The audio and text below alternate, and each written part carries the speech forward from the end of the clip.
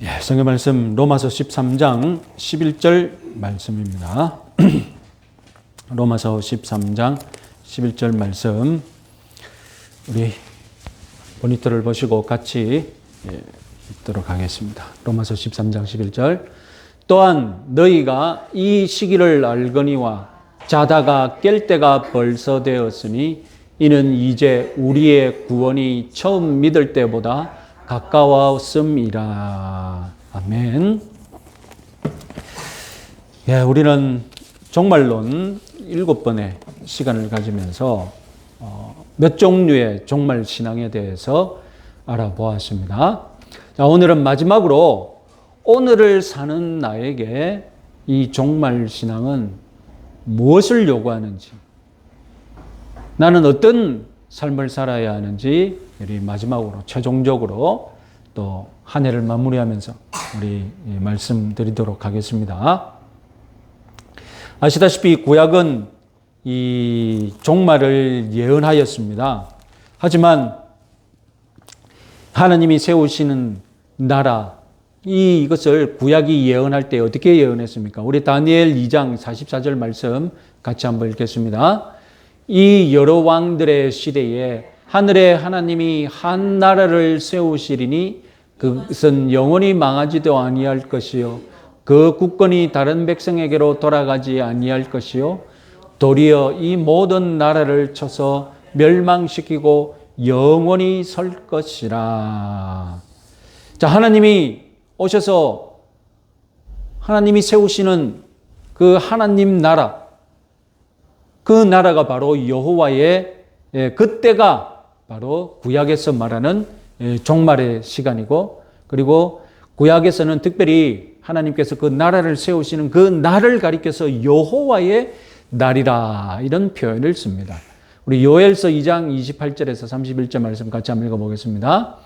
그 후에 내가 내 영을 만민에게 부어주리니 너희 자녀들이 장래일을 말할 것이며 너희 늙은이는 꿈을 꾸며 너희 젊은이는 이상을 볼 것이며 그때에 내가 또 내 영을 남종과 여종에게 부어줄 것이며 내가 이적을 하늘과 땅에 베풀리니 곧 피와 불과 연기 기둥이라.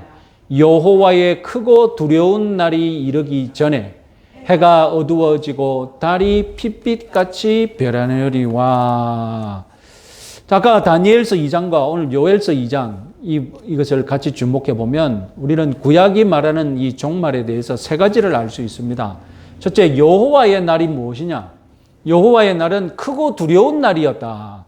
그래서 천지개벽과 같은 이적이 일어날 것이고, 그리고 심판하시는 그런 날이다라고 구약 성경은 예언했습니다. 그리고 그때에 여호와의 날 그때에 성령을 만민에게 부어줄 것이다 라고 분명히 예언했습니다. 그리고 그날에 다름 아니라 하나님의 나라가 세워질 것이다. 아까 우리 다니엘서 2장과 요엘서 2장의 말씀을 종합해 보면 이 세 가지를 종합할 수 있습니다. 이 세 가지는 한 날, 한때 혹은 아주 짧은 기간 안에 빨리 성취될 것처럼 구약 성경은 예언하고 있습니다. 그럼 이 예언이 신약 성경에서는 어떻게 성취되었을까요? 예수님은 다니엘이 예언했던 그 하나님 나라, 하나님이 세우신다는 하나님의 나라가 도래했다고 선포했죠. 자, 마태복음 4장 17절 말씀 같이 한번 읽어보겠습니다. 이때부터 예수께서 비로소 전파하여 이르시되 회개하라 천국이 가까이 왔느니라 하시더라. 자, 똑같은 말씀인데 마가복음 말씀 한번 보겠습니다. 마가복음 요한이 잡힌 후에 예수께서 갈릴리에 오셔서 하나님의 복음을 전파하여 이르시되 때가 찼고 하나님의 나라가 가까이 왔으니 회개하고 복음을 믿으라 하시더라. 자, 마태는 천국이라고 표현했고 마가는 하나님의 나라라고 표현했습니다. 천국은 한자고 이 한자 천국을 한글로 풀면 어떻게 됩니까? 하늘나라가 되죠. 그죠? 하늘나라를 한자로 번역하면 천국이 됩니다. 그래서 마태는 하늘나라라고 했고 마가는 하나님의 나라라고 했습니다.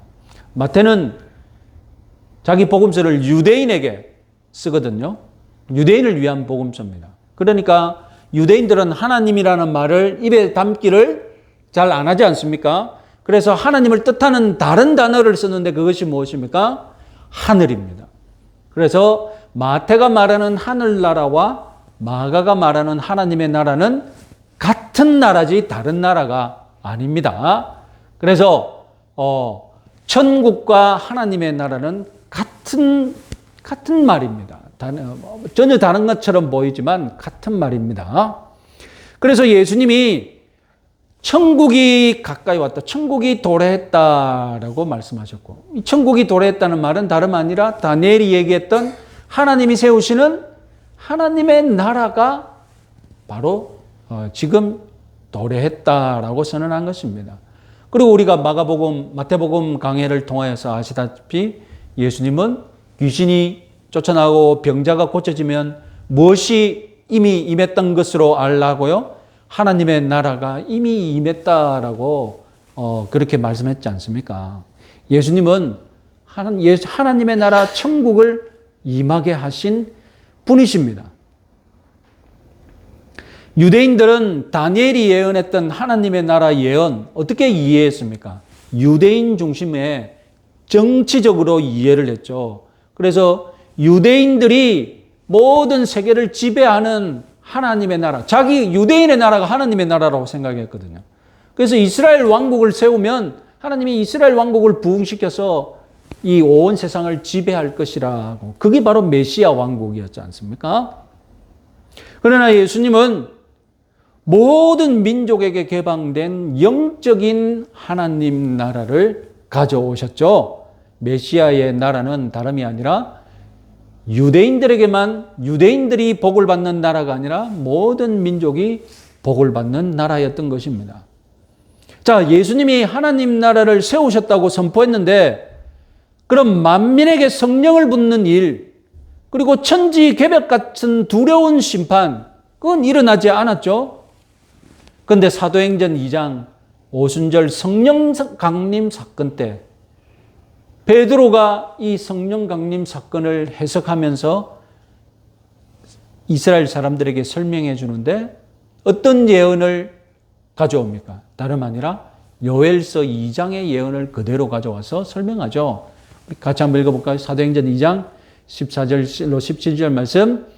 베드로가 이르되 유대인들과 예루살렘에 사는 모든 사람들아, 이 일을 너희로 알게 할 것이니 내 말에 귀를 기울이라.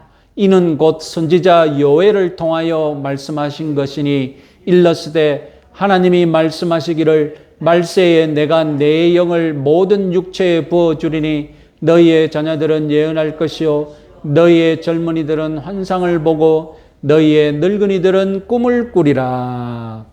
자, 특이한 것은 요엘은 그때에라고 예언했는데 베드로는 이 예언을 지금 오순절 사건에 대입시키면서 이 예언이 성취된 것이다. 그러면서 뭐라고 하냐면 말세에 내가 내 영을 모든 영생에 부어줄 것이다 라고 그렇게 바꿔서 적용을 했습니다. 성령 강림 예언은 말세에 관한 예언인데 지금 오순절 성령 강림이 다름 아니라 말세에 예언되었던 그 모든 사람에게 성령을 임하는 그 사건이 지금 오순절 성령이 이루어졌다는 것입니다. 그러니까 사도행전 2장 때 지금 말세가 시작된 거죠. 말세가 임했다는 것이죠. 그런데 말세가 임하면 아까 요엘서 2장에는 여호와의 크고 두려운 날이라고 했지 않습니까? 천지개벽 같은 그런 심판과 징조는 일어났습니까? 아직 일어나지 않았습니다. 신약 성경은 크고 두려운 그런 심판의 날, 천지개벽과 같은 그런 이적 그런 것들은 예수님이 재림하실 때 일어날 것이라고 예언합니다. 자, 지금 우리가 주목할 점은 무엇이냐면 구약 성경이 예언했던 종말과 신약 성경이 지금 성취해 가고 있는 이 종말이 약간 차이가 있다는 것입니다. 구약 성경은 아까 말씀드렸듯이 하나님의 나라, 성령 강림, 천지의 개벽 같은 징조들, 그런 그 천지 개벽 같은 그런 사건들, 이런 사건들이 마치 한날 한시에 이루어질 것처럼 짧은 기간 안에 다 성취될 것처럼 예언했는데, 하나님이 한 번 오셔서 하나님 나라를 세우시고 성령을 베푸시고 그리고 심판을 하실 것처럼 짧은 기간에 하나님이 하나님 나라를 세우실 것처럼 예언했는데, 신약 성경은 예수님이 먼저 오시고 그리고 예수님 3년 뒤에 돌아가신 다음에 한참 뒤에 성령이 임하시고 그리고 예수님 부활 승천한 다음에 지금까지 아직도 예수님 오시지 않으면서 재림은 연기되고 있고, 구약에서는 빨리 이루어질 것처럼 예언했는데 신약 성경은 한참 뒤에 이렇게 늘어나면서 예언되었다, 지금 보여주고 있다는 것입니다. 도대체 이것을 어떻게 설명할 것이냐? 구약의 예언자들이 본 종말과 지금 신약 성경이 성취해 가고 있는 이 종말의 모습, 차이점이 왜 이렇게 났느냐? 그건 바로 이렇게 설명할 수 있습니다. 구약의 예언자들이 틀렸다는 것이 아닙니다. 학자들은, 성경학자들은 도대체 구약의 예언자들은 왜 그렇게 예언했고 그와 다르게 신약 성경은 왜 이렇게 성취되어 가고 있는지 그 차이점을 설명하는데 바로 이 그림으로 설명합니다. 구약의 예언자들이 볼 때에 하나님의 나라를 예언한 것들이 다 큰 산처럼 하나처럼 보였어요. 여러분, 우리가 큰 산 하나 앞에 서 있으면 뒤에 산은 보입니까? 안 보입니까? 뒤에 산은 안 보이죠? 큰 산이 앞에 하나 있으면 뒤에 산은 보입니까? 안 보이죠? 그 큰 산 하나가 다 막고 있잖아요. 그런데 조금 큰 산이 있으면 옆으로 보면 약간씩 조금씩 이렇게 삐져나온 모습은 볼 수 있겠죠. 그러니까 구약의 선지자들이 이 종말의 사건을 어떻게 봤느냐? 다름 아니라 산이 이렇게 있는데 앞에서 본 것이라는 겁니다. 그래서 그들이 볼 때, 구약 성경이 볼 때에 딱 보니까 그 모든 사건들이 어떻습니까? 그 모든 사건들이 다 한꺼번에 겹쳐서 막 일어날 것처럼 보인 거예요. 산 하나 뒤에 바로 산이 있고 또 바로 산에 있는 것처럼 그렇게 보인 거예요. 그런데 이 예언이 신약 시대 때 성취되는 과정을 보니까 우리 신약의 백성들은 여유가 있어서, 시간의 여유가 있어서 옆에서 길게 볼 수 있다는 말입니다. 그러니까 우리는 어떻게 봅니까? 우리는 초림 다음에 한참 뒤에 성령 강림이 있고, 성령 강림 다음에 한참 뒤에 다시 재림이 있고, 이 모든 것들이 다 이렇게 일어나는 것을 우리가 지금 보고 목도하고 있다는 것입니다. 그러니까 어디서 보느냐죠. 구약의 선지자들은 앞에서 보았고, 우리는 지금 어디서 보고 있습니까? 우리는 지금 옆에서 길게 보고 있는 것이라는 것입니다. 자, 구약에서 보면 이 시대는 두 시대뿐이었습니다. 자, 다음 표를 보시면 구약에서 본 현세와 내세, 현재 세상과 내세, 올 세상, 그것은 다름 아니라 구약에서는 여호와의 날이 임하면 그때 이후로 내세가 되는 것이고, 여호와의 날 오기 전까지는 현세였습니다. 이것이 구약에서 본 이 종말이었습니다. 그런데 이제 신약 성경은 어떻게 보느냐? 신약 성경은 아까 봤듯이 펼쳐서 본다고 했지 않습니까? 앞에서 보는 것이 아니라 펼쳐서 봅니다.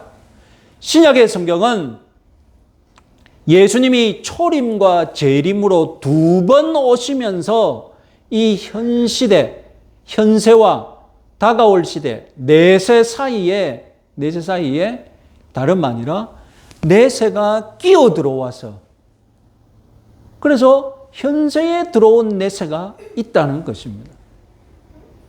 그래서 현세와 내세가 뒤섞여 버리는 공간, 또 하나의 시공간이 생겼다는 것입니다. 예수님의 십자가와 부활, 성령 강림이 일으킨 변화가 무엇이냐?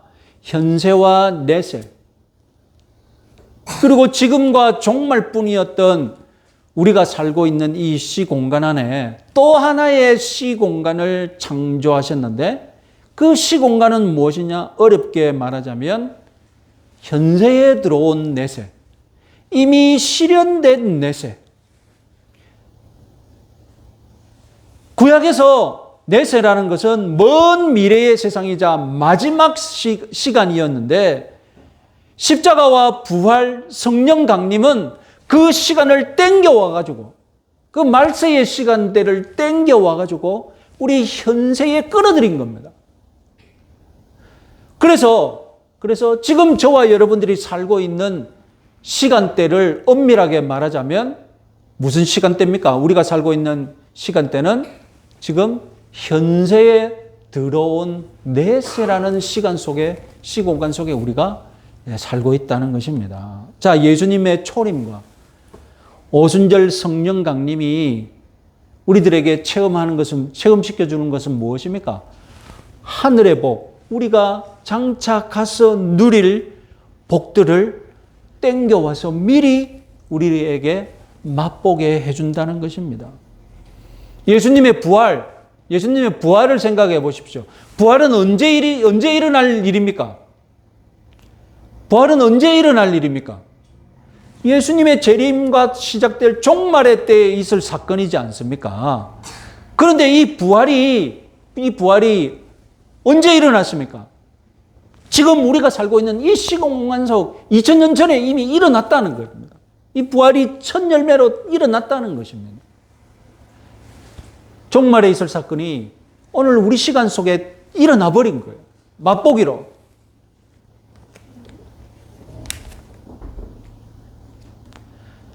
아까 성령은 언제 임한다고 되어 있습니까? 성령은 마지막 때에 말세에 여호와의 크고 두려운 날이 임할 때 성령이 임한다고 했지 않습니까? 그런데 성령은 언제 왔습니까?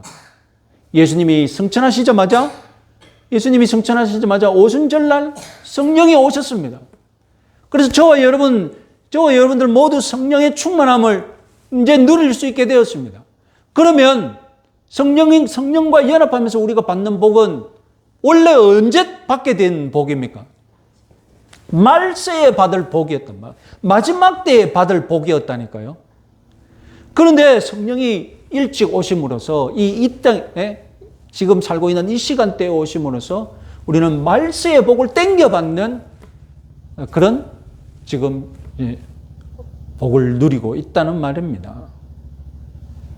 그렇다고 내세가 온전히 임한 것입니까? 아니죠. 지금 우리가 말세가 온전히 임한 것 아니지 않습니까? 정말 아직 임했지 않지 않습니까?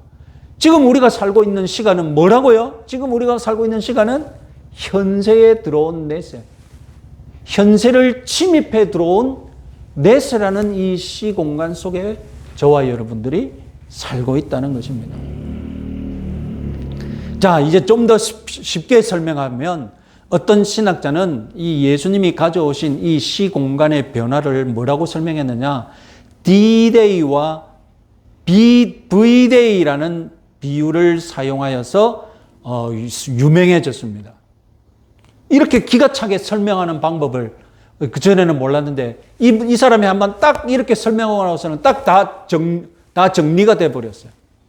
자, 여러분 제2차 대전 승부를 결정지은 상륙작전이 있죠. 노르망디 상륙작전입니다.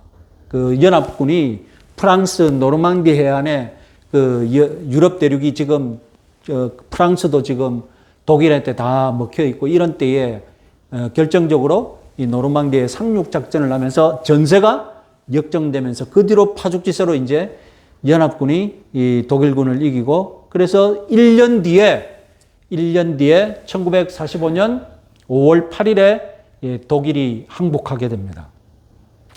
그러니까 여러분 시간을 거슬러서 언제 결정적으로 승기를 잡았느냐? 당연히 노르망디 상륙작전에 승리함으로써 2차 대전은 승기를 잡은 날입니다. 그 노르망디 상륙작전을 가리켜서 그 작전이 있는 날을 가리켜서 D-Day라고 했거든요. 그럼 V-Day는 무슨 날입니까? V-Day는 공식적으로 승리한 날이죠. 공식적으로 승리한 날입니다. 그래서 독일은 1945년 5월 8일에 항복했고, 그리고 이어서 일본은 1945년 9월 2일에 항복하게 됩니다. 이게 V-Day란 말입니다. 유럽에서는 V-Day를 5월 8일로 지키고, 그리고 다른 나라에서는 이 9월 2일에 맞춰서, 우리나라는 8월 15일에 맞춰서 또 하는 것처럼, 그러니까 이 V-Day가 D-Day하고 V-Day를 나눌 수 있는 겁니다. D-Day는 결정적으로 승기를 굳힌 날. 그러나 V-Day는 공식적으로 항복하고 다 이제 승패가 결정되어서 전쟁이 끝난 날. V-Day입니다. 우리 신앙생활에도 아까 말씀드렸듯이 지금 우리가 살아가고 있는 이 신앙생활을 무엇으로 설명하느냐? 다름 아니라 D-Day와 V-Day로 설명할 수 있다는 것입니다. 예수님의 십자가와 부활, 그리고 오순절 성령 강림, 2000년 전에 이 일련의 사건들은 다름 아니라 D-Day에서 승리한 것입니다. 이 사탄과의 영적 전쟁에서 예수님의 십자가와 부활, 그리고 오순절 성령 강림은 어떻게 된 것입니까? 승패를 결정짓는 이미 D-Day의 승리였다는 것입니다. 그런데 사탄이 지금 계속해서 저항하고 전쟁을 억지로 연장시키고 있지 않습니까? 독일이 1년 뒤에 항복한 것처럼, 일본도 1년 뒤에 항복한 것처럼 D-Day에서 졌음에도 불구하고 인정하지 않고 계속 전쟁을 연장하고 있지 않습니까?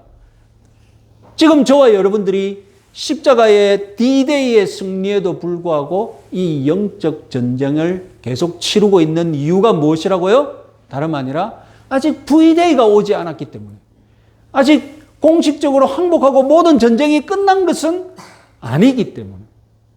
V-Day가 언제 오겠습니까? V-Day가 언제 옵니까? 다름 아니라 예수님이 재림하시면 그러면 오늘날 저와 여러분들이 살아가는 이 시간대에서 2000년 전 예수님이 승기를 잡은 D-Day는 과거죠. 그죠? 오늘 저와 여러분들이 살아가는 이 시간대에서 예수님이 2000년 전에 승기를 잡으셨던 그 D-Day는 과거입니다.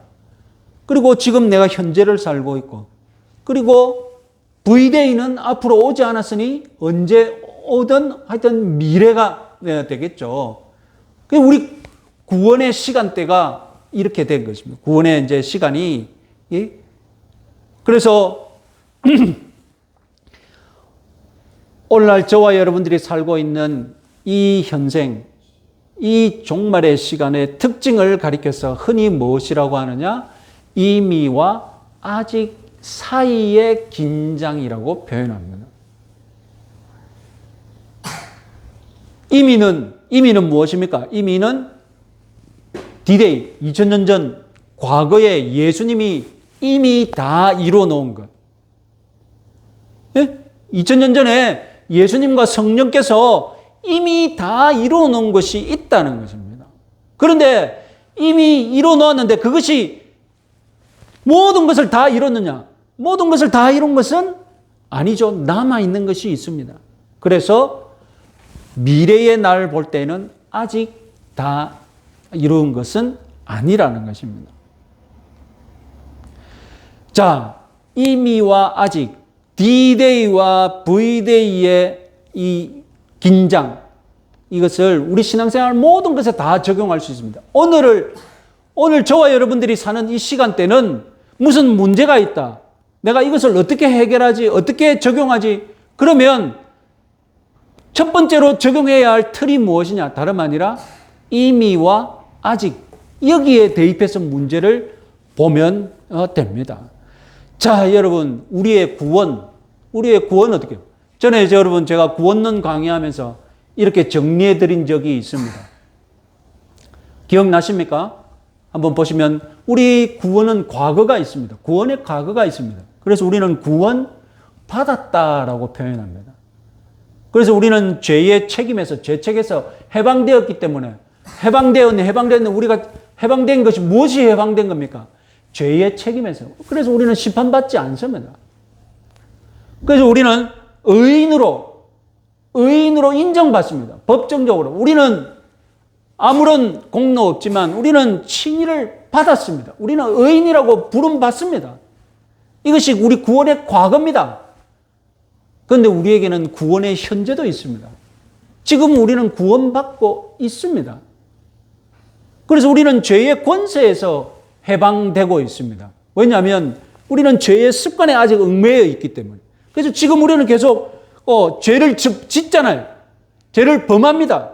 여전히 우리는 죄의 권세에서 아직 완전히 모든 것을 다 벗어버린 것이 아니기 때문에. 그래서 우리는 죄를 지금 범하고 있지만 우리는 구원을 이루고 있습니다. 그래서 우리는 지금 성화 받고 있습니다. 칭의를 받았지만 우리는 또한 성화를 거룩해지고 있습니다. 마지막으로 우리에게는 구원의 미래가 있습니다. 이미 아직 그리고 이 사이에 구원의 현재는 긴장이 있는 것이죠. 그래서 구원의 미래가 있습니다. 우리는 구원받을 것입니다. 우리 구원을 이루어야 돼요. 그래서 신약 성경은 우리 보고 뭐라고 합니까? 구원을 이루라고 말하지 않습니까? 우리는 구원받았는데도 구원 이루어야 돼요. 그리고 우리는 마지막 때에 죄의 존재에서 해방될 것입니다. 우리 새 몸을 받음으로써 우리 그 몸에는 아예 죄가 완전히 없어질 것입니다. 그때 우리는 몸 전체가 정말로 충만한 의로 가득 찬 진짜 의인이 될 것입니다. 그때 우리는 죄의 존재에서 완전하게 해방될 것입니다. 그래서 우리는 그때 진짜로 거룩한 성도로 살 것입니다. 이것이 우리 지금 이 시기 공간에서 일어나고 있는 우리 구원의 모습입니다. 우리에게는 과거가 있고 현재가 있고 미래가 있다는 것입니다.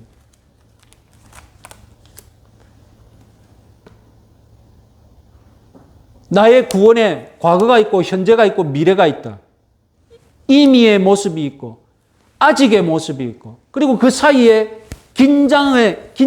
임의와 아직 사이에 긴장된 시간대가 있고 이 진리는 하나님의 나라에도 적용됩니다. 하나님의 나라. 아까 천국과 하나님의 나라 같다고 했죠. 하나님의 나라는 예수님 시대 때 이미 예수님이 가져왔다고 선포했습니다. 하나님의 나라에도 과거가 있는 거예요. 지금 하나님의 나라가 그러면 어떻게 되고 있습니까? 지금 하나님의 나라는 세워져 가고 있습니다. 저와 여러분들이 하나님의 나라를 세워가고 있고 넓혀가고 있습니다. 그리고 마지막 때에 종말 때에 하나님 나라는 어떻게 될 것입니까? 그때 완성되겠죠. 충만하게 완성될 것입니다.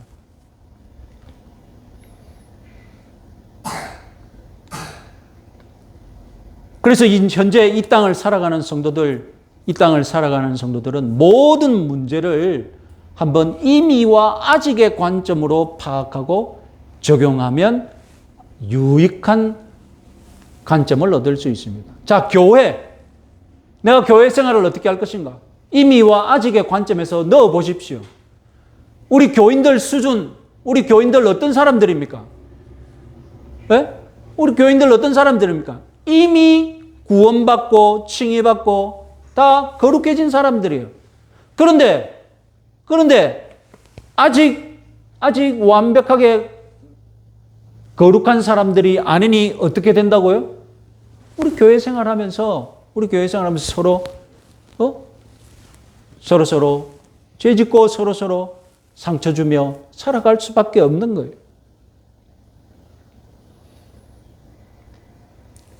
그래서 우리 교회 생활은 임의와 아직 사이에 긴장을 체험하는 현장입니다. 우리의 자아상, 나를 어떻게 생각할 것인가? 내 모습, 내 모습을 어떻게 생각하십니까? 이미와 아직 사이에 나를 넣어보세요. 나는 어떤 사람입니까? 이미 은혜를 받고 이미 의인으로 인정받는 사람입니다. 그런데 아직 완전하게 거룩하게 되지 못한 사람이니 지금 내 모습은 어떻습니까?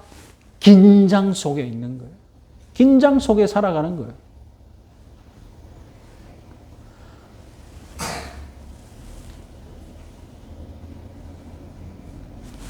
이미와 아직 속에 내가 왜 고난받는가? 내가 왜 고난받는가? 그 문제를 한번 대입해서 넣어 보십시오. 내 고난은 어떻게 되는 겁니까? 내 고난은 어디서 오는 것입니까? 내 고난은 이미와 아직 사이에 긴장해서 오는 고난인 거예요. 아직 하나님 나라가 완벽하게 임하지 않았고, 그리고 사탄이 나를 괴롭히려고 어떻게 쓰든 나를 괴롭히려고 하니 이미와 아직의 긴장 속에 내가 고난을 받는 것입니다. 여러분, 이미와 아직 사이에 이 긴장을 우리는 긍정적으로 받고 즐길 줄 알아야 합니다. 이것 또한 복인 줄 알아야 합니다. 우리 말씀 로마서 13장 11절 다시 한번 맨 앞으로 한번 말씀 한번 돌려보십시오. 13장 11절.